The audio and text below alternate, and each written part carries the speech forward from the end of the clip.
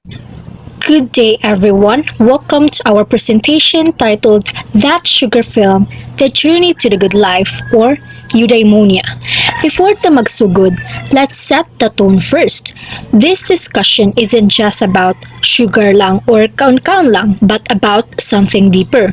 Unsag yun atong ginapangita na good life as human beings. After watching that sugar film, we realize nga ang sugar dili lang physical issue. It affects our mindset, our habits, and even our sense of purpose.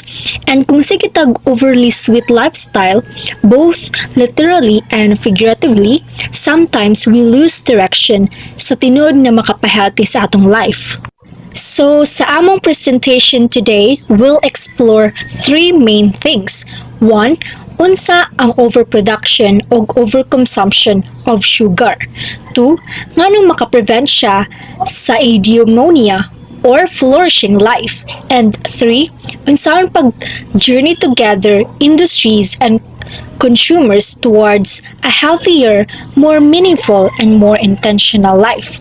This presentation is prepared by Gamboa Maria Lalathrash N, Mustrales Danaya C. Tibalan Realiza May, and Chavez Amiel from Group 6. Good day, everyone.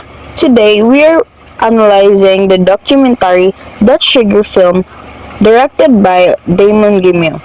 So let's dive into the facts.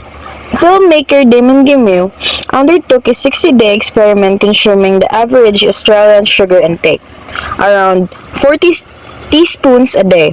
Crucially, these sugars came entirely from foods often considered healthy, like low-fat yogurts, cereals, and fruit juices, avoiding traditional junk foods. The results were alarming, demonstrating the immediate danger of hidden sugar. On a diet he thought was sound, he experienced rapid weight gain and onset of fatty liver disease.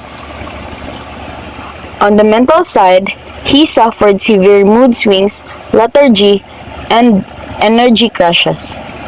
The film exposes how sugar hides in processed foods, confirming that even these supposedly healthy options can silently harm our real being. This experiment shattered the myth that low-fat inherently means healthy.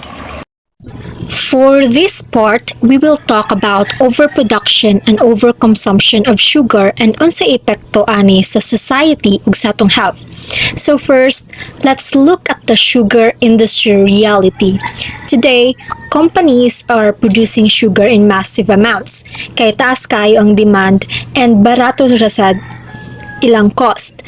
Ang rason ani dili tungod sa nutrisyon pero tungod kay sugar improves taste and taste sells. So, ang goal sa companies kay profit, not human health.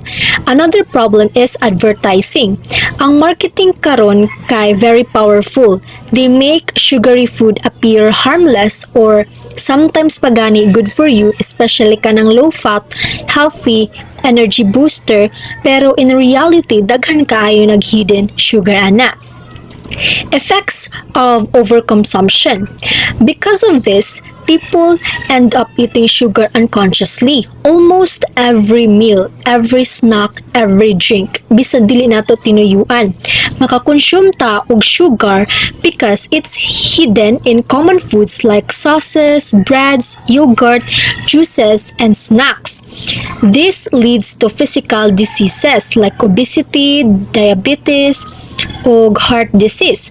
Pero dili lang physical, naapoy mental effects such as irritability, addiction, o anxiety.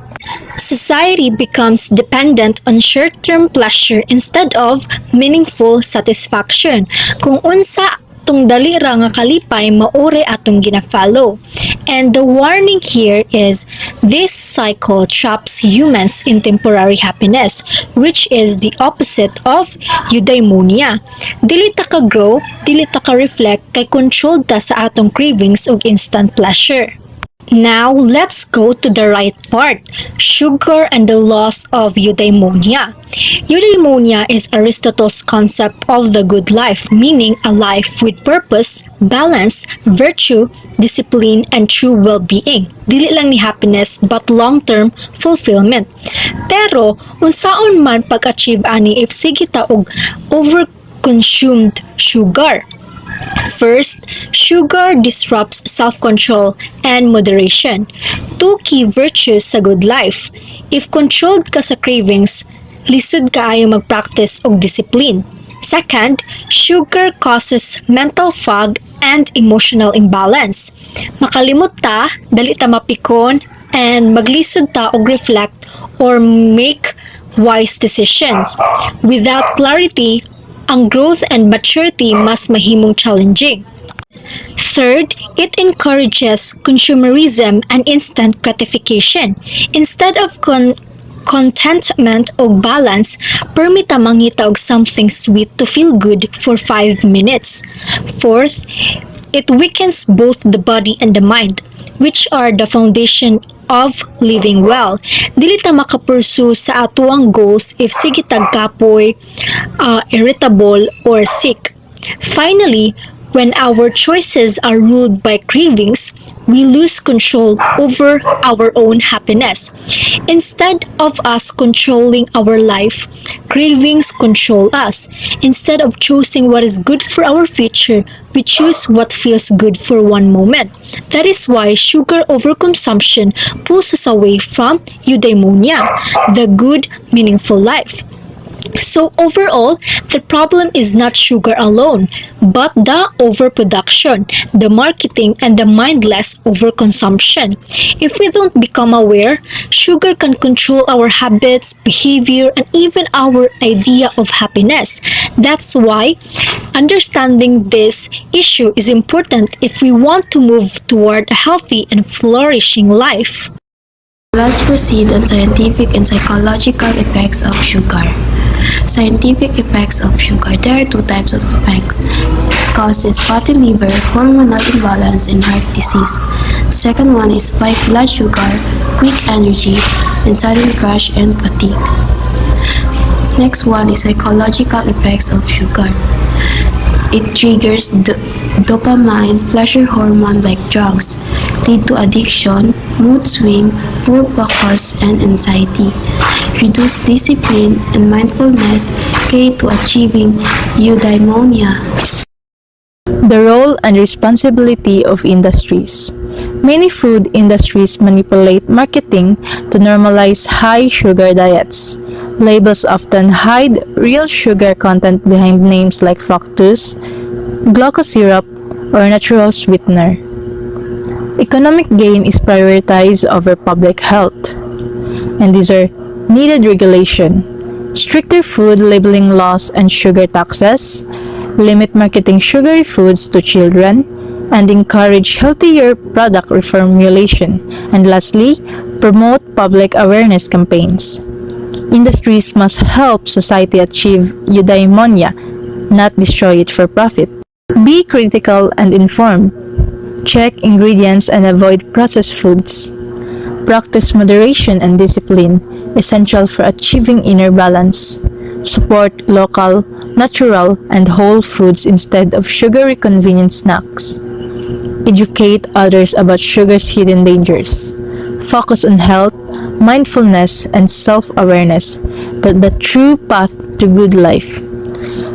Reducing sugar is not punishment. It's an act of self-care and wisdom.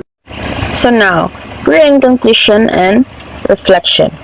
These scientific proofs leads us to the film's philosophical takeaway, centered on the ancient Greek concept of eudaimonia. Eudaimonia is human flourishing, a deep, sustainable sense of well-being, not just fleeting pleasure.